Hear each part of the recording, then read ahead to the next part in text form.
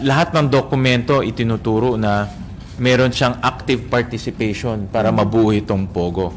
Siyempre, kung mayor ka, matatakot yung mga nagtatrabaho doon na magsalita.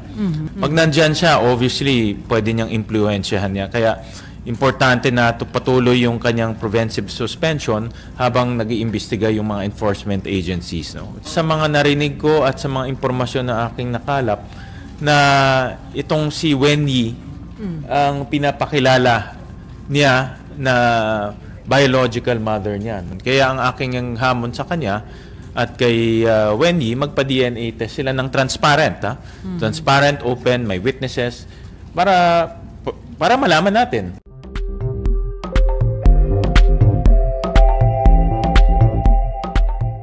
Again, hindi ko na madidetalye, no? Pero base sa briefing namin kahapon sa executive session, siya mismo may active participation na mabuo yung kanyang connection sa iba't ibang ahensya. So mahihirapan ba si Mayor Go sa sinasabi niya na patutunayan niya na inosente siya at lilinisin niya yung kanyang pangalan on this matter? Karapatan niya yun, no? Na patunayan na inosente siya. Pero para sa akin, malinaw kasi yung mga dokumento, Sally. Yung letter of no objection, nakapangalan sa kanya. Yung application ng Hongsheng, nakapangalan sa kanya.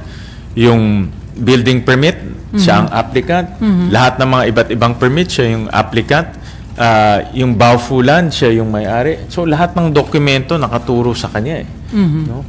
At yung Baofulan, binuo para, isa lang naman ang objective ng Baofulan. Binuo yan para makapasok itong Pogo sa Bamban. At siya yung presidente nitong korporasyon na ito. Kaya lahat ng dokumento itinuturo na meron siyang active participation para mabuo itong Pogo. Bigyan ko kayo ng halimbawa, linabas doon sa hearing yung application sa PLDT for internet. Yung application na yon, siya ang nakapangalan doon. So ibig sabihin, itong internet kasi mag-a-apply ka para sa Pogo . No, hindi to nakita ko yung bill 120,000 per month kasi nga high capacity line, no? Tawag nila lease line. Hindi to yung pangbahay na application. Ito yung application niya para sa Pogo facility. So, ang punto ko doon, meron siyang active participation para mabuo yung Pogo. Hindi lang siya representative, kundi active siya nag-apply sa PLDT para mabuo yung Pogo. So, hindi natin matatanggal yung ebidensyang yun. So, dahil nga kiniklaim na innocent daw siya, ngayon po nag-file ng motion for reconsideration sa Office of the Ombudsman, yung abogado ni Mayor Guo, para daw i-lift yung preventive suspension issued by the Office of the Ombudsman. Sa tingin nyo, hindi ito mapagbibig? Delikado yan. Delikado na ma-lift yung preventive suspension dahil gusto natin pati yung mga nagtatrabaho sa municipal hall ng Banban magsalita. No? Siyempre, kung mayor ka, matatakot yung mga nagtatrabaho doon na magsalita. No? At gusto natin patawagin rin yung mga ibang nagtatrabaho doon para ibigay yung impormasyon sa atin kung ano yung kanilang nalalaman, ano yung kanilang nakikita, at sino yung nag-uutos sa kanila. Pag nandyan siya, obviously, pwede niyang impluensyahan niya. Kaya, importante na patuloy yung kanyang preventive suspension habang nag-iimbestiga yung mga enforcement agencies. No? Senate, kasama na doon ng Senado, kasama na ibang mga ahensya. So you're hoping na hindi... I'm hoping. I'm very confident na hindi magagrant yan. No? Nabasa ko yung order ng Ombudsman at yung petition ng DILG at matibay, no, yung petition ng DILG. So I'm very confident hindi magagrant. Pero having said that, gusto ko lang ipaliwanag na pag ma-lift yung suspension na yan, may impluensyahan niyo yung mga taong nagtatrabaho doon. No? So importante yung mga nagtatrabaho doon ay makapagsalita sila ng malaya. Ngayon po ba, sir, may po kayo na takot magsalita? Yung mga... natural tendency yan ng mga employees sa City Hall or sa Municipal Hall. Kung andyan si Mayor, talagang mag-iingat sila magsalita. No? Sir, sinabi ni Mayor Guo na handa siya magpa-DNA test only if her recognized birth mother, yung kanilang family na former helper, ang magsisurface. Handa daw ho siya na magpa-DNA test.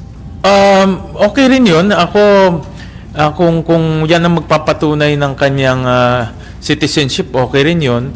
Pero sa mga narinig ko at sa mga impormasyon na aking nakalap, na itong si Wen Yi, ang pinapakilala niya na biological mother niya. No? Marami akong nakausap na mga taga-Valenzuela at taga-labas na rin yung mga naging kanegosyo nila o naging nakahalubilo nila na pinapakilala itong si Wen Yi na nanay niya. No? Yun ang narinig kong information. Kaya ang aking hamon sa kanya at kay Wen Yi, magpa-DNA test sila ng transparent.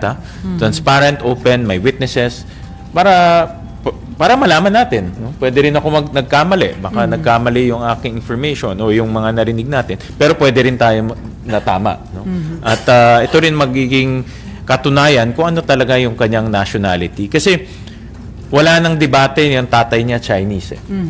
So yung nawawala nilang yung nanay niya. Ang kwento niya kasambahay, ang kwento ng iba si Wen Yi. So dito na lang naman maglalaro kung ano yung talagang citizenship niya or nationality in this case. Any question related to this? Okay, Victoria.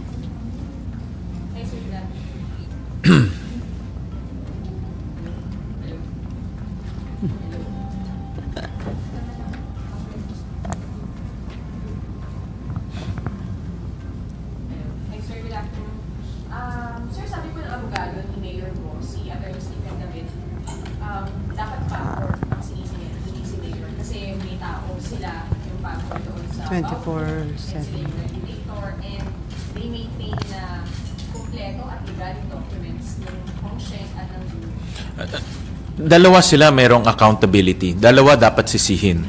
Hindi rin pwede sabihin ng PAGCOR na wala silang kasalanan. Meron din silang accountability. May pananagutan sila dito sa isyung ito. Tama, meron sila, inamin naman nila, mayroon silang 24/7 na mga tao doon. Pero sila mismo, nung first hearing, nakita namin, sila mismo nag-violate ng kanilang mga guidelines. At ipapakita namin yan sa susunod na hearing na maraming guidelines na sila mismo naglabas na violate nila kaya tayo umabot sa ganitong punto.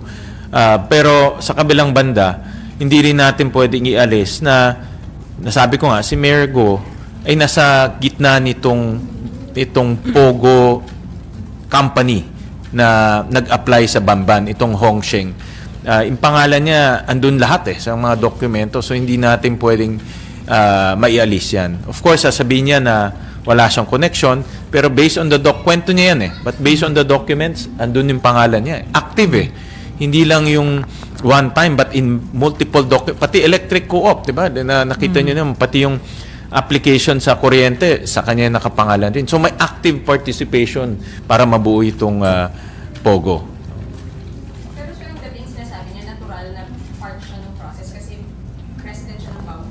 So, di ba siya absuelto? Kasi, nung application period naman, Baofu ano ba siya? Yeah, Baofu official siya. Siya ang presidente ng Baofu. 50% ng Baofu sa kanya. But at the same time, siya rin yung applicant para sa Hong Sheng. Yung Hong Sheng yung na-raid no? At itong Baofu development, ginawa to para sa Hong Sheng. So, in other words, siya yung taong nagbuo nito. No? Of course, sinasabi niya merong iba, pero again, dapat tignan natin yung dokumento. Sa dokumento, siya yung nagbuo nito. No? At siya talaga ang may active participation o gumawa siya ng paraan para mabuo rin ito. At at the same time, yung mga partners niya, mayroon siyang 4 na partners, isang Filipino, at pinuntahan namin yung si Miss Carion. Apparently, si Miss Carion is a clerk sa kumpanya nila. No? Nagtatrabaho siya sa mga GWOS and hindi siya high-ranking official, clerk lang siya. Yung 3, may criminal records. No? 2 doon yung nahuli sa Singapore.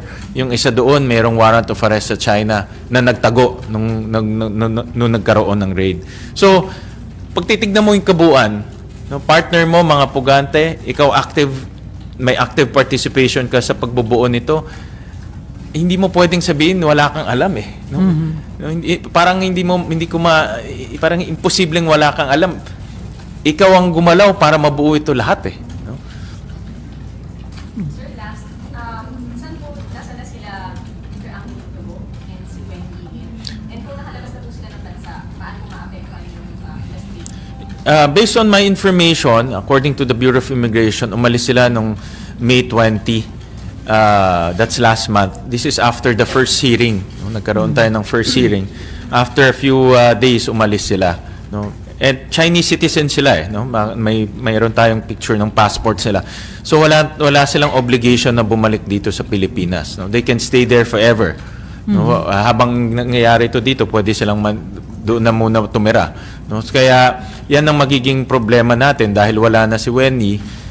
Hindi rin natin hindi na makakapag-DNA para malaman yung kanyang nationality. But at the same time, magpa-file rin kami ng resolution to investigate yung fake birth certificates sa ating bansa. Dahil doon sa hearing, lumalabas na mayroon 300 plus na mga fake birth certificates, of which 60 plus foreigners ang kumuha. No?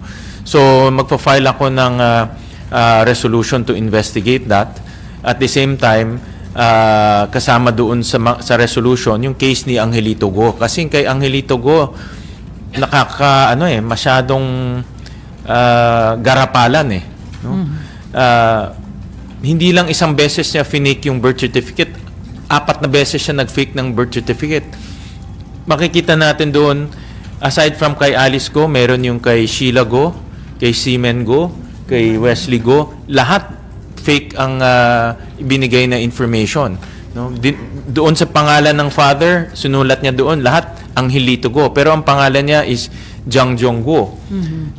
Tinanong doon, nationality, sinulat niya Filipino. Pero ang kanyang nationality, Chinese. 4 times niya ginawa yon. Yung date of marriage, naglagay siya ng date doon na wala naman marriage certificate. At ang kasamaan pa, yung year ni Alice Go at Sheila Go, iba sa year ni Seaman Go at ni Wesley Go. So halatang nagsinungaling siya para makakuha ng fake birth certificate. No? So itong si Angelito Go, isasama ko sa resolution para mapatawag rin. At dahil binaboy niya yung late registration ng ating bansa eh. No? At dahil sa pagbababoy niya ng late registration ng ating bansa, nagkaroon tayo ng ganitong issue. No? Meron tumatakbo bilang mayor at hindi rin natin alam kung ano pang pwedeng abutin niya dahil pwede siya rin mag-file ng congressman, governor at iba pa. Pero sir, wala bang negligence sa part ng mga government agencies para hindi na validate yung mga ibinigay na information? Wala kasi sa proseso nila yung validation. Ito rin isang angulo na dapat tignan eh. Kung pupunta ka doon at magbigay ka ng testimonya mo, susulat nila doon, tapos na. No? Wala nang kinakailangan. Wala nang kailangan validation. Kailangan, ang aking nakikita dito, kahit papano merong random violation. Tingnan mo yung dokumento kung tama o hindi. Kung nagsinungaling siya or nagbigay siya ng peking mga supporting documents. No? So, walang ganun eh. Walang ganun na nangyayari. So, meron talagang defect yung ating late registration process and birth certificate process na rin. Bigyan ko kayo ng halimbawa. Pwede mo lang isulat doon na hilot ang ginamit mo hilot ang ginamit mo doon sa pagpapanganak.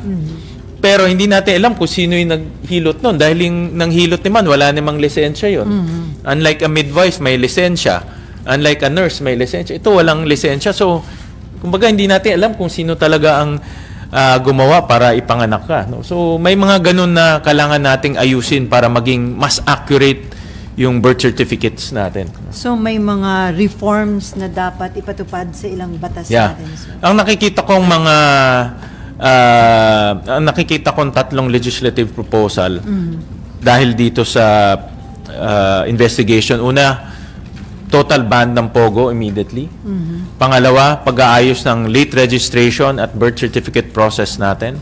Pangatlo, ihiwalay na yung regulatory at operating responsibilities ng PAGCOR. Nasabi ko na ito nung una, pero ito na naman yung isang obvious na conflict of interest ng PAGCOR dahil kumikita sila sa kabilang banda, pero sa kabilang banda nagre-regulate sila.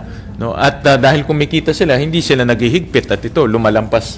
Kikita natin na umabot sa ganitong punto na napakaluwag yung ginagawa nilang pagbabantay sa mga pogo.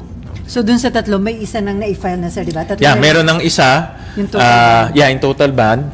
Yung alam ko yung paghihiwalay rin, meron na rin nag-file nun. No? So yung reforma nilang sa late registration and birth certificate system natin.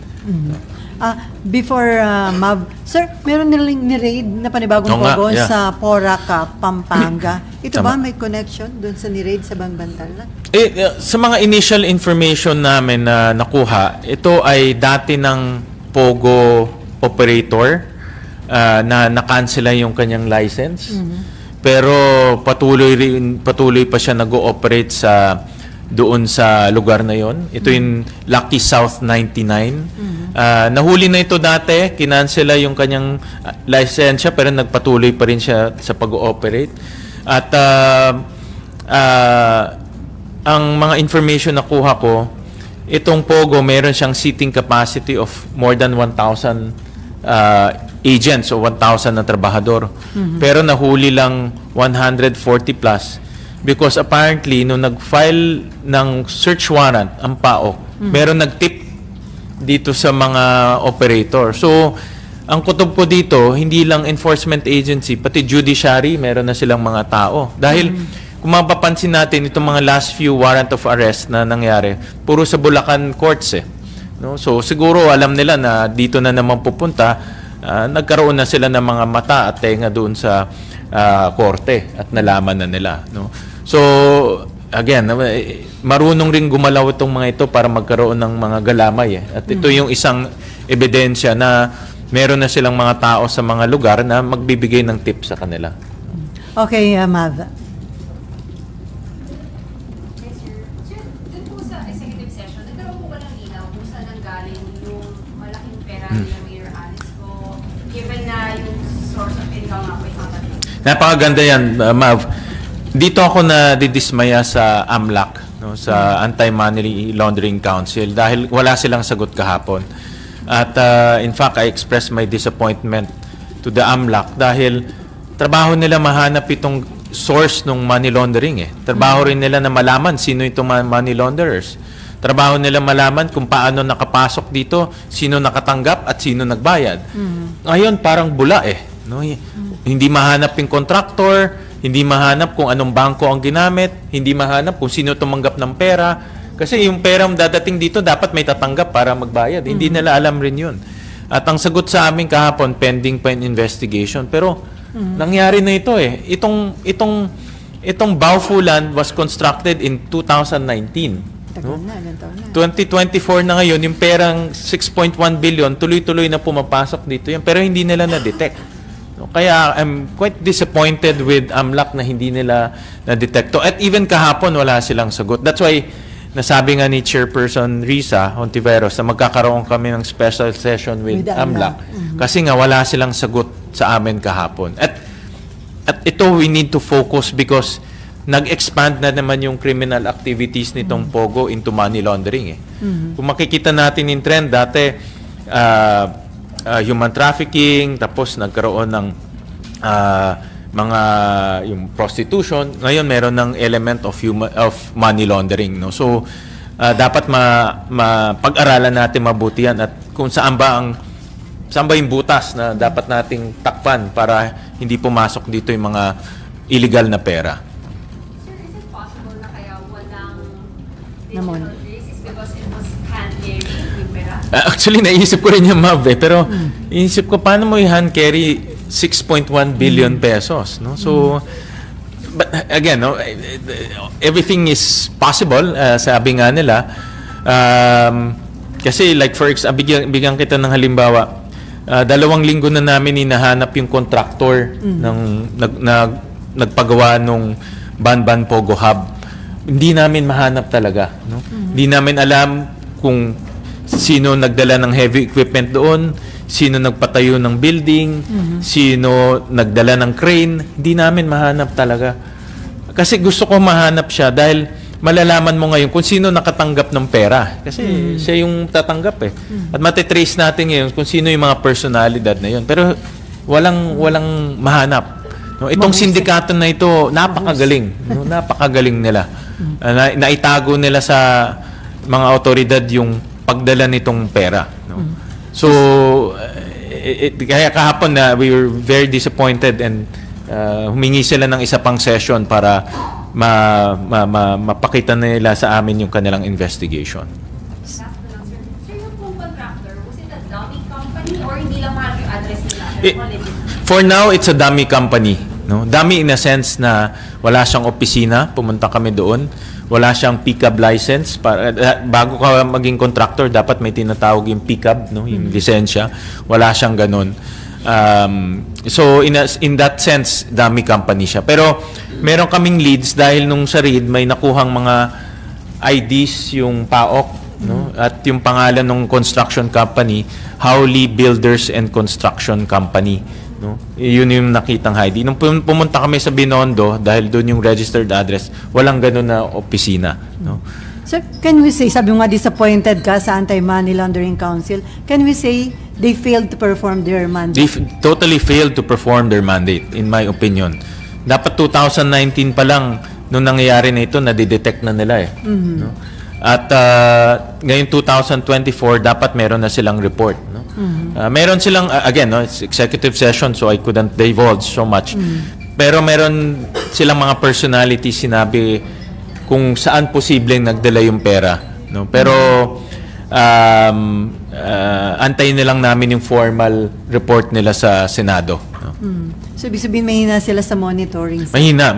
Napakahina. And to think na ilang beses na natin inamendahan yung batas ng, I'm sure nasundan yung money laundering. Sa gray area. Kasi gusto natin umalis sa gray list eh. Gray no? list. But medyo dismayado ako sa kanilang report kahapon. No? Hindi maganda.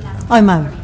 Sir, sorry, pahabol lang po. Sir, yung BIR, nandun po sila sa executive session kahapon. Yes, kahapon. Meron din po silang registered address dun sa BIR, yung mga go, particularly si Juan Lilin, na nasa Quezon City. Pero Sa Balintawak. po namin yung address, tapos fake din po siya. Sa Balintawak? Yan ba yung Balintawak address? Yeah, I saw your report on that. Eh. Kaya nga, meron akong trend na nakita with them eh. Faking birth certificate,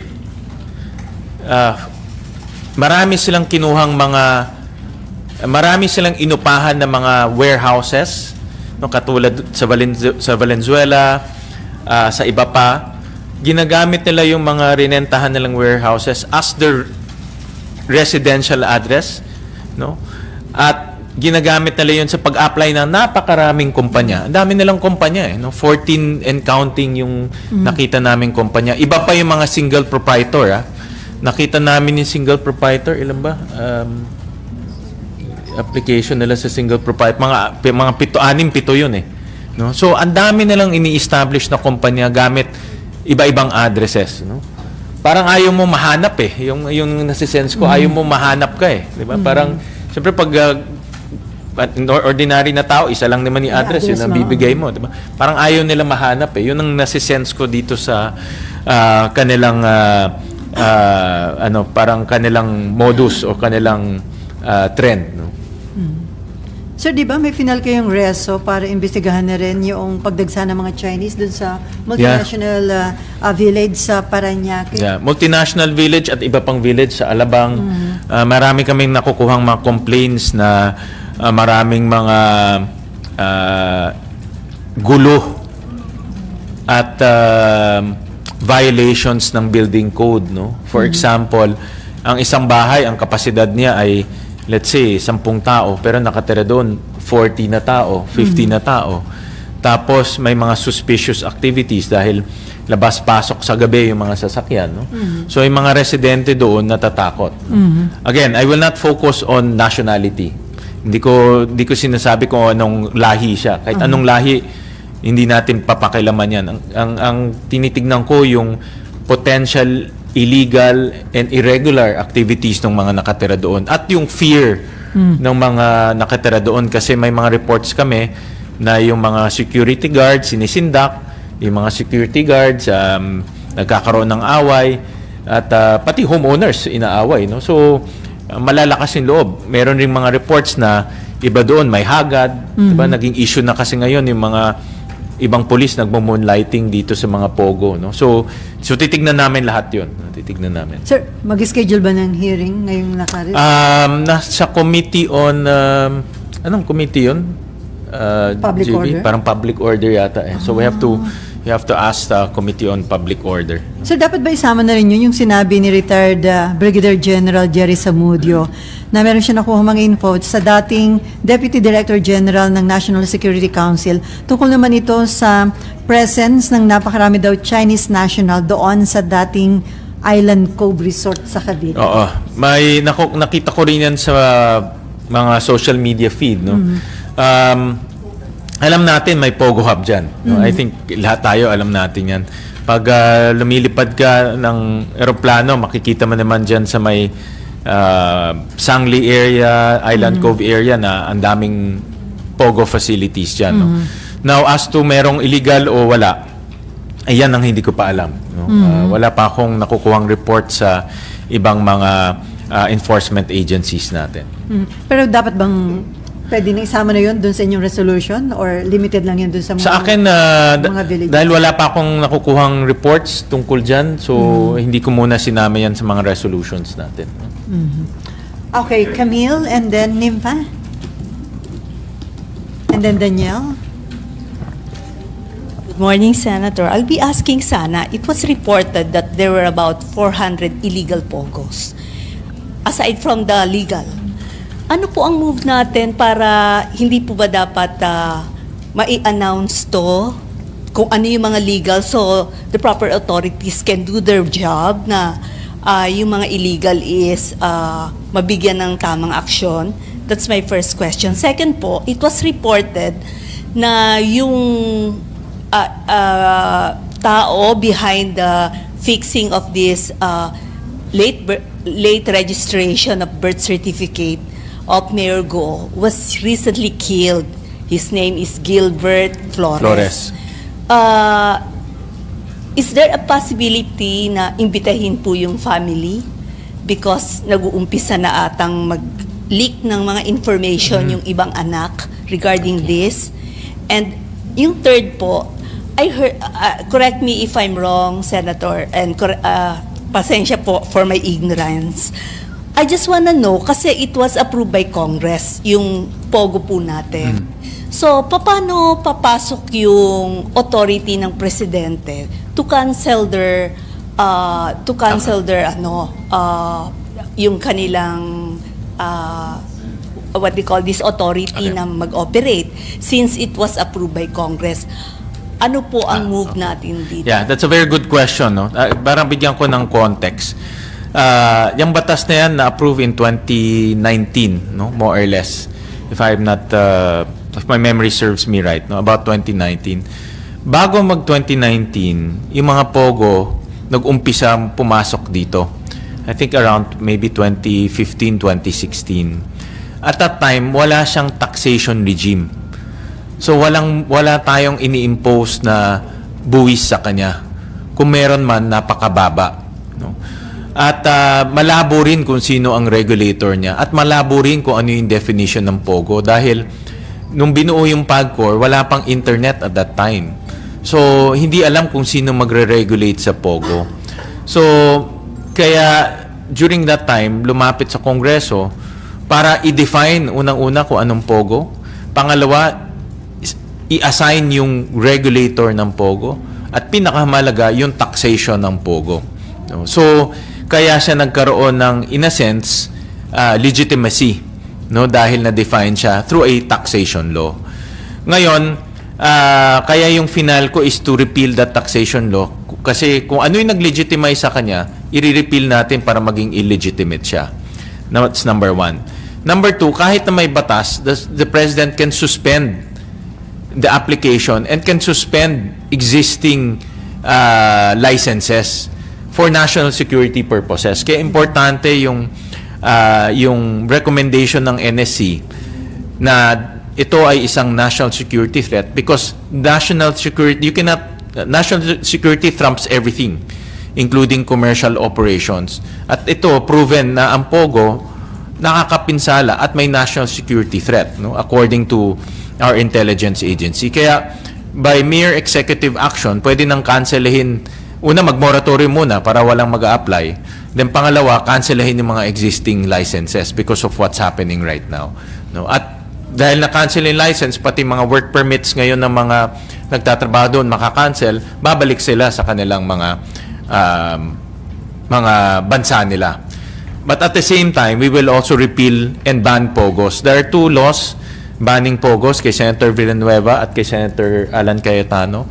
And then dadagdagan natin yung repeal ng taxation nila para buo yung pagbaban ng POGO. Okay. Nympha? Sir, yung sinabi nyo na yung mga pogong meron ng connection sa local crime syndicates and malawak na yung connections niya. In general po ba yun na lumabas sa executive session o particularly dun sa pogo sa Bamban? Itong discussion namin kahapon is limited to Banban. Pero sinabi rin ng ating mga intelligence agency na in Banban, maliit lang to kumpara sa buong pogo activities. Apparently, again, no, without any details, no, itong mga sindikato na ito, mayroon din silang mga teritoryo eh. No?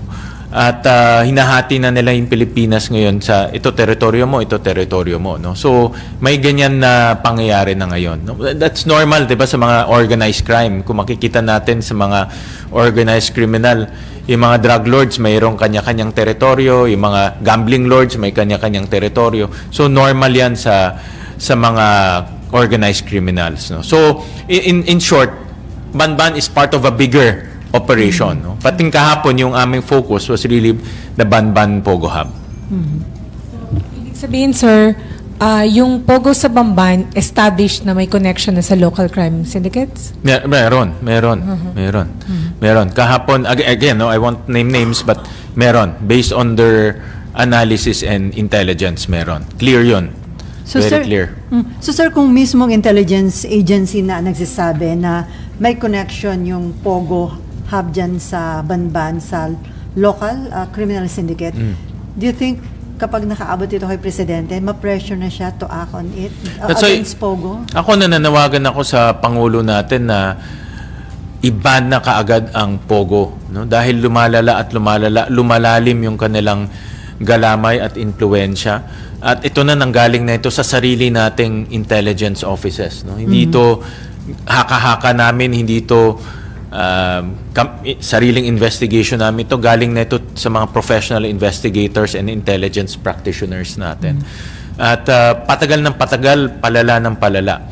Kaka-raid lang ng Banban Pogo early part of this year. Meron na naman, wala pang 6 na buwan, meron na naman sa Porac. No? So, wala silang takot eh. Kahit alam nilang yung raid nangyayari, tuloy ang ligaya nila eh. Yan ang magpapakita kung anong mga klaseng tao ang nasa Pilipinas, nasa bansa natin, na hindi kinakatakutan yung otoridad. Kahit na nag-raid na sa Banban, which is not so far from Porac, tuloy pa rin yung operation sa Porac. Mas malala pa yun sa Porac dahil meron doong prostitution at talagang human trafficking. Dinadala yung mga kababaihan galing sa ibang bansa. No? So, ganyang klaseng criminal syndicates ang nandito sa ating bansa. And then, sir, ganun din ba yung sentiment or stand ng mga intelligence agencies na it's about time to ban Pogo? Ganyan talaga. Ganyan rin yung kanilang sentimento. Dahil alam nila na lalala ito eh. No? Alam nila na ito kasi iniisip ko, kung yung 6.1 billion pesos nakapasok dito na hindi natin nalalaman, ako naniniwala ako parte nung pumupunta sa paglalagay at paglalagay ng mga makaka-impluwensya at ginagamit rin nila yun para gumawa ng impluwensya. No? So, ako naniniwala ako na yung perang pumapasok na hindi natin nakikita, pumupunta ito sa pagbibili ng proteksyon at doon na nga no, sa galamay na ginagawa nila. Kasi itong galamay, hindi naman mangyayari to kung walang pera eh. Hindi lang to dinner at kaibigan na tayo eh. No? Talagang maglalagay ka para magkaroon ng connection. No? At yun yung merong ebidensyang ipinakita sa amin na ginagawa nila itong ganitong paraan. At yung protection na yun, sir, hindi lang from the authorities, kaya siguro naglalagay na rin sila ng mga local, ng mga opisyal sa gobyerno para may tutulong pa rin sa kanila Correct. na protection na yun. Alam nila kasi illegal tong ginagawa nila eh. So, unang kailangan mo ng protection para yung illegal na ginagawa mo, tuloy-tuloy. Pangalawa, kung mahuling illegal na protection mo, makakatakas ka at makakabalik ka sa illegal na ginagawa mo. So, kumbaga sa chess, nag-iisip na sila ng ahead. Dahil alam nila one way or the other, pwede silang ma-raid at pwede silang makulong. So, importante na meron silang mga connection. No? At doon sa, again, no, hindi ko lang masabi, but may mga nahuli na nakawala. No? Dahil nga may impluensya sila. No? Okay, si Ria, and then Nympha. Hi, Sen. I'm Ria Fernandez Obina from TV5. Just want to raise again the question of Ms. Camille regarding Mr. Gilbert Mejia Flores. His sudden death daw po, he is supposed to attend one of the hearings. What information do we have so far?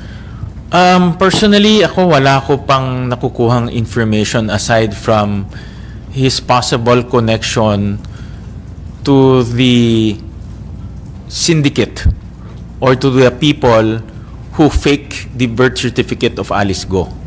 And I say this with emphasis on the possible. That is the initial information that we got, na possible connected siya dito sa sindikato o sa mga taong gumawa nung illegal na birth certificate ni Alice Go. Yun ang initial information namin. Kasi it's so coincidental eh. No, na nangyayari ito at may namatay, no? At yung I was talking about yung contractor in Howley. We also chinek namin yung building permit na ang nag-apply si Alice Go at ang nakasulat doon sa contact engineer or engineer that you should contact. Isang engineer na nangangalang JM Turla. Nung pinuntahan namin siya, apparently namatay na rin siya, no, Jo? Namatay na rin siya. May 14, I think. 17. May 17 siya namatay. This year, sir? This year. This year. Ano Itong si Engineer Turla, apparently, siya yung pumiperma ng mga plano na ginawa ng mga Chinese. No? Yung plano kasi lahat gawa sa China eh. Lahat gawa ng Chinese engineer, Chinese architects, dinala dito. Pero hindi mo magagamit yan. Hindi mo magagamit yan kung hindi ka magpapaperma sa local engineers dahil yung lisensya dapat lumabas. So yung pumiperma. Ito si Turla, sir. Yes, si Turla. At inamin rin ng pamilya na yon. But ang cause of death is heart attack. No? Yun ang sabi sa amin. Yun ang sabi sa amin. No? Sir, but he's young. He's only 47? Parang ganyan lang. Mga 47 lang siya. So medyo na dead end kami doon dahil siya yung pumiperma. Siya yung connection doon sa mga Chinese engineers. Eh. So na dead end kami. Siya na signatory, sir? Wala na iba? Wala na iba. When we check the plan, siya talaga yung pumiperma. Okay, Ria, may follow-up. Sir, what do you think about the sudden deaths nitong mga individuals na to na possibly pwedeng sila yung missing puzzle sa ating investigation?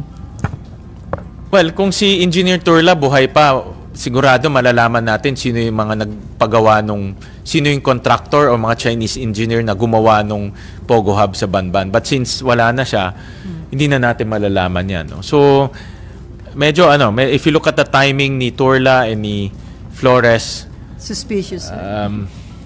It raises suspicion. No? But then again, I don't have any direct evidence for now. No? Okay, Nympha, may follow-up ka. Sir, meron kayo na-raise na question, nagtataka kayo. Tanong nyo, bakit sa Bamban napili na itayo yung Pogo? Anong sagot na doon, Senator? Again, no, without going into details, dahil nga si Mayor Alice Go is the one opened the doors for for this criminal syndicate to come in. Naging enabler siya, no? Sa laki ng Pilipinas, bakit sa Bamban, no? And the only common link between the criminal syndicates and Bamban is Alice Go, no? So, nasa gitna siya eh. Nasa gitna siya. So, siya yung naging tulay between these criminal syndicates and Bamban, no? Meron ba, sir, peculiar dun sa location? Like yung, di ba yung sinasabi na may pogo sa Island Cove, na malapit sa Sangley Point? Meron bang particular din na ganong parang coincidence or anything suspicious? Bakit sa Bamban? Wala namang lumabas na ganun yet, no? From a national security angle, wala pa naman lumalabas. But that's a very good question. It raises suspicion rin. Bakit sa Bamban? Bakit hindi sa Tarlac City or sa San Fernando o sa Angeles? Sabi nga ni Alice na yung mga condo yung nagpatayo sila ng mga condominiums, no? May condominiums, may 8-story condominiums doon, 3 building. Nung tinignan namin yung local economy nila, it's primarily agriculture. Mga magsasaka yung mga nandun. Ewan ko kung mga magsasaka bibili ng mga condominium. Diba? Alangan ni magsasaka, meron naman silang bahay, bakit sila magko-condominium, diba? Baka. Or baka doon ang importante, sino yung merkado mo? Sino yung bibili ng produkto mo? Baka yung mga manggagawa doon sa Pogo. Obviously, yun na talaga ang target nila, no? Hindi yung mga local. It's a self-contained community. Pero yung bang location, sir? Medyo tago? Hindi naman. Yung condominium? Hindi nung... Yung ibang yung Pogo. Oo, Kasi ibang Pogo, sir, Las Piñas and Pasay. Nasa city Oo, ganun. Kasi ito ang design niya is self-contained eh. May shopping mall, mayroong condominium, may swimming pool. Hindi, pag nandoon ka, wala nang labasan yun. Wala ka nang labasan. And yun yung modus ng mga Pogo. Pag nandoon ka, wala nang labasan. No? Hanggang kay Mayor Alice Guo lang ba? O meron pang mas mataas sa kanya?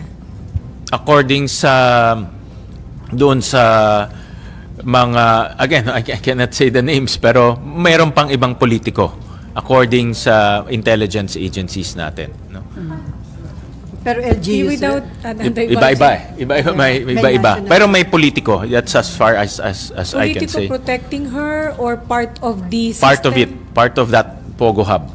Part of it. Enabler din, sir? Hindi naman nila sinabing enabler, but part of the web. Part of the web. Hindi na elaborate masyado kung ano yung participation, but definitely part of the web. I think tuloy-tuloy pa yung kanilang investigation and intelligence gathering. So hindi yung politiko, yung isa pang politiko that may be higher than Mayor Go is part of the web, hindi protector ni Mayor Go? Hindi ko